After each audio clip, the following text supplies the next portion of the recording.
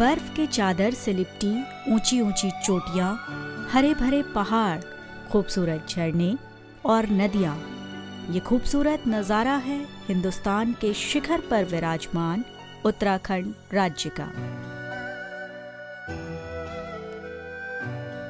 पर कुदरत के इस रंगीन नज़ारे के पार सदियों से छुपा है एक कड़वा सच। ये है यहाँ के ग्रामीण जनजीवन की मुश्किलों भरी बेरंग दुनिया। सूरज की पहली किरण के साथ ही यहाँ महिलाओं का कामकाज शुरू होता है तो वो ढलते सूरज के साथ भी खत्म नहीं हो पाता। इनके काम का बोझ इतना ज्यादा होता है कि ये अपने बच्चों की जिम्मेदारी उठाने का वक्त ही नहीं निकाल पाती। ऐसे में ये मासूम अपना बचपन तो खो ही रहे थे, साथ ही वक्त के साथ पिछड़ते भी जा रहे थे। वो बच्चे जो है कभी अपनी माताओं के साथ जंगल में जाते थे, कभी खेतों में जाते थे, कभी डलिया में रहते थे और इतनी गंदगी थी हमारे यहाँ बच्चों के लिए कोई व्यवस्था नहीं ठहरा। तब पहली बार इस क्षेत्र में सार्थक कदम उठाने की पहल की उत्तराखंड सेवा निधि ने। अगर आप यहाँ का जीवन को देखें तो महिलाओं का इतना व्यस्त जीवन होता है, चाहे वो खेती हो, घर के काम हो, कि बच्चों की देखभाल में बड़ी कठिनाई होती है। तो एक आवश्यकता निकली कि छोटे बच्चों के बालवाड़ी, महिलाओं ने कहा कि इनके लिए कुछ करिए। बालवाड़ी के लिए गाँव वासियों द्वारा गाँव से ही एक लड़की का चयन शिक्षिका के लिए किया जाता है, जो सभी के सहयोग और रजामंदी से गांव के पास ही इसे चलाती है।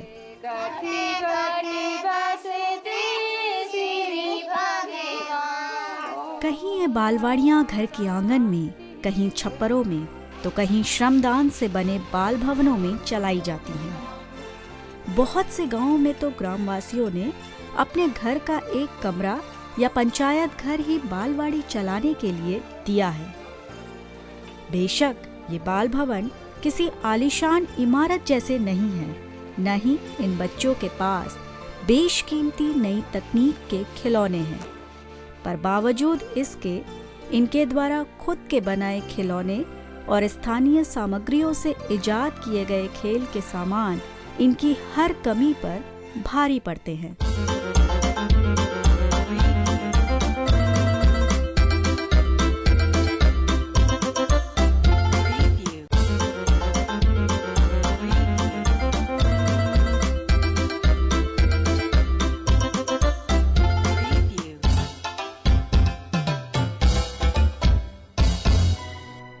1987 में महज 2 बालवाड़ियों से शुरू हुई इस पहल ने आज हजारों बच्चों की जिंदगी में एक नया रस, एक नई उमंग और एक नया जोश भर दिया है।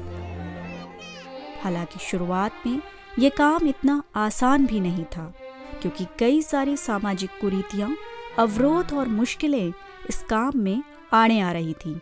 उत्तराखंड के पहाड़ी इलाकों में खास करके शिक्षा की व्यवस्था तो बहुत ही ख़राब थी।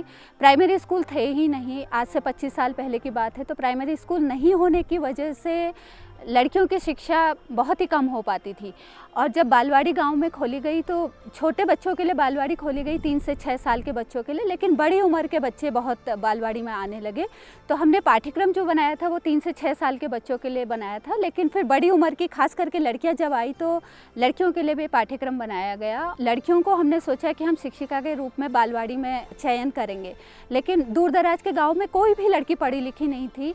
तो कक्षा 5, कक्षा 6 पास करके जो लड़कियां हमसे जुड़ी, उनको हमने शिक्षिका के रूप में प्रशिक्षित किया।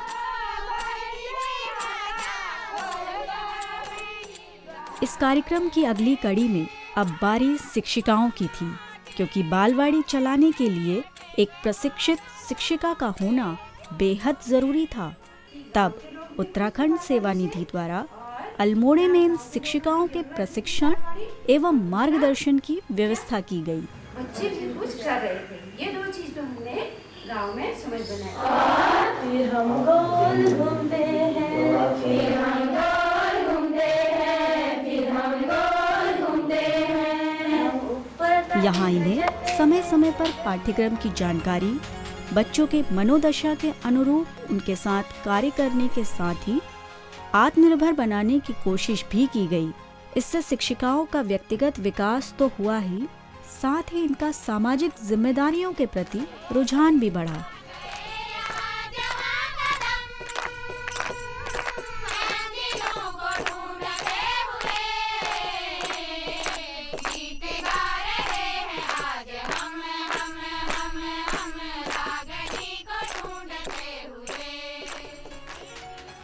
आज बालवाड़ियों के माध्यम से न सिर्फ इन बच्चों के बचपन को जिंदा रखा जा रहा है, बल्कि जिंदगी जीने का एक नया अंदाज भी सिखाया जा रहा है।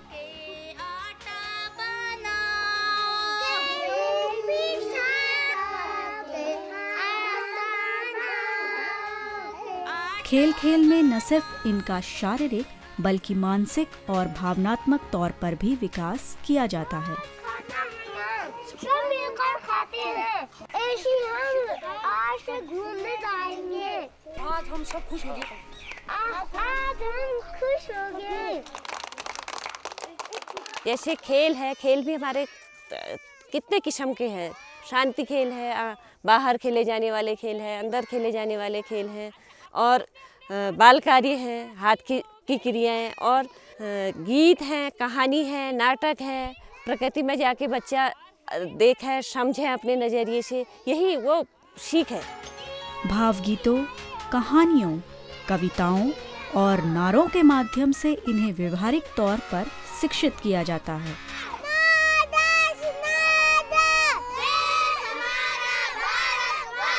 पहले तो लोग इसको समझते नहीं थे। जैसे भावगीत भी किया तो गांव के लोग कहते थे गाना करा रहे हो, और कहानी भी की तो गांव के लोग कहते थे अब बच्चों को कहानी कथा क्यों सुनानी है। पर अब गांव के लोग भी कह रहे हैं, और उससे बच्चे में भी, जैसे बच्चे बोल रहे हैं और उसको समझ रहे हैं, सीख रहे हैं, और उनकी जो है बोलने की शक्ति आगे बढ़ी है, और गणित भी मजबूत हुआ है बच्चों का। बालवाड़ी में पढ़े हुए बच्चों का जो राइटिंग है वो भी बहुत अच्छी हुई है, ये अध्यापकों का कहना है। 4 घंटे चलने वाली इन बालवाड़ियों में बच्चे खेल खेल में शिक्षण के साथ मनोरंजन भी खूब करते हैं।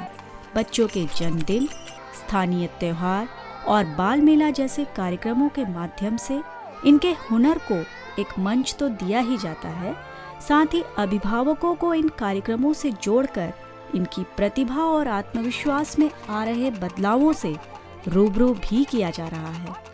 एक बच्चा यहाँ से बालवाड़ी में पढ़ता था, और फिर वो एक बार दिल्ली गया अपने माँ बाप के साथ, और दिल्ली में जाकर के भीड़ में वो बच्चा खो गया।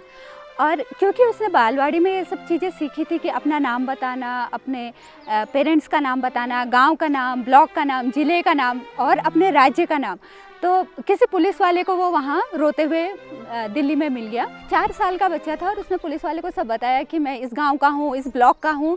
तो उसको लोकेट करने में एकदम से आसानी हुई। तो गांव के लोगों को इतना अच्छा लगा, और उसके पेरेंट्स को भी, कि अगर ये बच्चा बालवाड़ी में नहीं होता तो दिल्ली में तो खो ही जाता। बालवाड़ी का मकसद बच्चों का सर्वांगीण विकास करना है। आज नए तौर तरीकों, गतिविधियों और खेलों के माध्यम से इनके ज्ञान और हुनर को नए आयाम तक पहुंचाने का प्रयास किया जा रहा है। इस प्रकार इस नई शिक्षण पद्धति द्वारा पूर्व प्राथमिक शिक्षा का आगाज हुआ, और जो दस्तक सालों पहले उत्तराखंड सेवा निधि ने बालवाड़ी के रूप में दी थी, उसका न सिर्फ जोरदार ढंग से स्वागत हुआ, बल्कि आगे चलकर राज्य सरकार ने इस पहल को सराहते हुए अपने कार्यक्रम में शामिल भी किया। इसकी खबर बहुत जल्दी से अपने आप ही लोगों को मिलती गई, और हमारे पास बहुत लोगों के आवेदन आए कि हम भी बालवाड़ी चलाना चाहते हैं और हमारे गांव में इसकी आवश्यकता है। और दूर दराज इलाकों में जहां कोई नहीं जाता था, वहां से सबसे ज़्यादा इसकी प्रक्रिया शुरू हुई। वहां के लोग बहुत सारे कार्यक्रमों से वंचित थे, और ये उनको एक बहुत ही अच्छा कार्यक्रम मिला जिसमें समाज की भागीदारी, लड़कियों का विकास और बच्चों का शिक्षण सब कुछ हो रहा था। जैसे जैसे बालवाड़ी कार्यक्रम का विस्तार हुआ, कई गांव और शिक्षिकाएं इस कार्यक्रम से जुड़ते चले गए। जिससे बालवाड़ी के संचालन में ग्रामीण महिलाओं की सामूहिक भागीदारी बढ़ी और इसने धीरे धीरे महिला संगठन का रूप ले लिया और आज ये संगठित होकर शिक्षा, स्वास्थ्य, पर्यावरण जागरूकता, नशाबंदी, स्त्री पुरुष असमानता जैसी कई समस्याओं पर कार्य भी कर रही हैं। हमने कुछ संध्या केंद्र जो बड़े बच्चों के लिए कार्यक्रम शुरू किया है। इस अनुभव से किशोरी शिक्षण और महिला संगठनों का भी हमारे अगले कार्यक्रम होंगे। उत्तराखंड सेवा निधि एक ऐसी संस्था है जहाँ पर आप जो भी काम करना चाहें वो कर सकते हैं। यहाँ बहुत खुलापन है, इसलिए अगर आप बच्चों के साथ काम करना चाहते हैं तो बालवाड़ी में काम कीजिए। अगर महिलाओं के साथ काम करना चाहते हैं तो महिला संगठन, संध्या केंद्र, वनीकरण का काम है, पानी के कंजर्वेशन का काम है। तो जिस चीज़ में आपकी रुचि है उस तरह का काम आप कीजिए। तो उस तरह का खुलापन इस संस्था में बहुत है।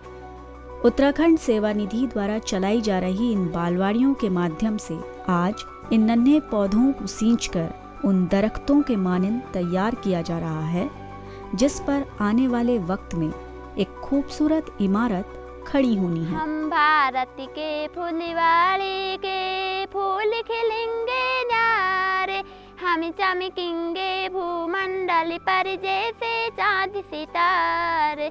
जब से हमारी बालवाड़ी हुई तब से बच्चों की मृत्यु एक किसी की भी नहीं होती है। शिक्षा पर जो है बहुत सुधार हुआ है बालवाड़ी से। अगर बालवाड़ी नहीं होती, हम समाज में नहीं जुड़े होते, हमारी जो अभिव्यक्ति होती है हम इसको व्यक्त नहीं कर पाते। बालवाड़ी के माध्यम से मैंने पढ़ा तो मैं सोचती हूँ कि ज़िंदगी में आगे कुछ करूँ।